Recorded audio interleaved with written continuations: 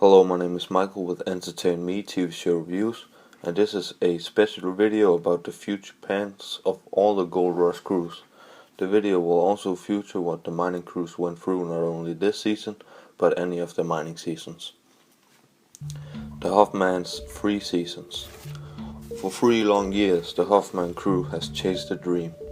They gave up their lives in the lower 48 to strike it rich in the frozen north. They jumped in learning to mine the hard way, then just as they began to see gold, they lost their claim. With no ground left to mine, they headed north to the legendary gold fields of the Klondike, forced to rebuild their operation.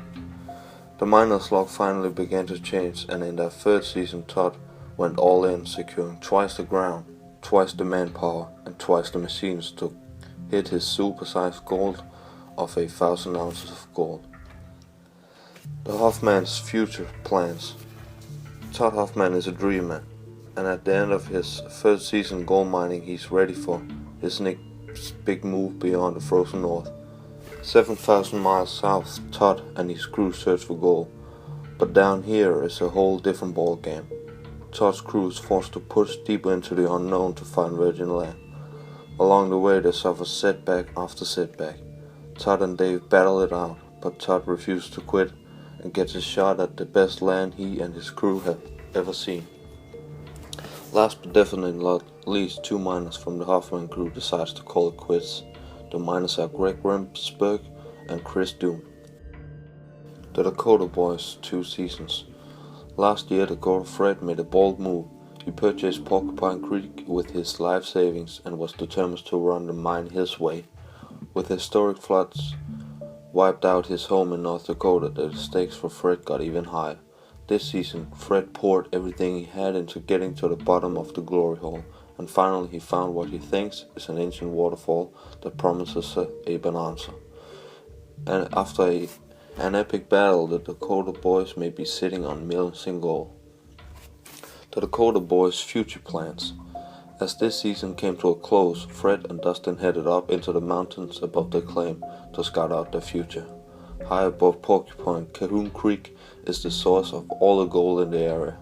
It's virgin ground that some say holds a legendary amount of gold, but there are only 2 ways to get there: a treacherous day's hike or a helicopter. Fred has the rights to mine the rocks that has been hidden under the ice for thousands of years. Fred's convinced that Cahoon Creek holds millions in gold. Parker Snubbles 2 seasons.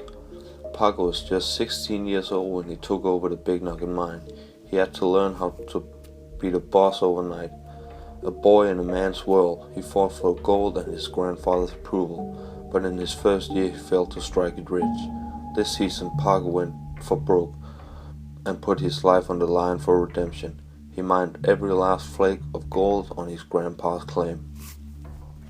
Parker Snubbles' future plans. September in the Klondike, Parker headed north, looking to take his operation to the next level. His plan, to strike a deal with Tony Beach for virgin ground on Scrivener Creek, a 70-mile flight from Dawson City. Playing with the big boys up in the Klondike is one thing, but single-handedly setting up a mine as an 18-year-old is another. So that was the video about the 3 crews' plans for the future, along with what they've gone through in any of their mining seasons. I hope you enjoy these videos here on YouTube, and I also hope that you enjoyed this season of Gold Rush. This was the final video from me about Gold Rush for this season, but once some news about Season 4 starts to emerge, expect me to be all over it. Also, if you have any suggestions to some TV shows that I could review, then feel free to write them in the comments below. Thanks for listening in, and take care until next time.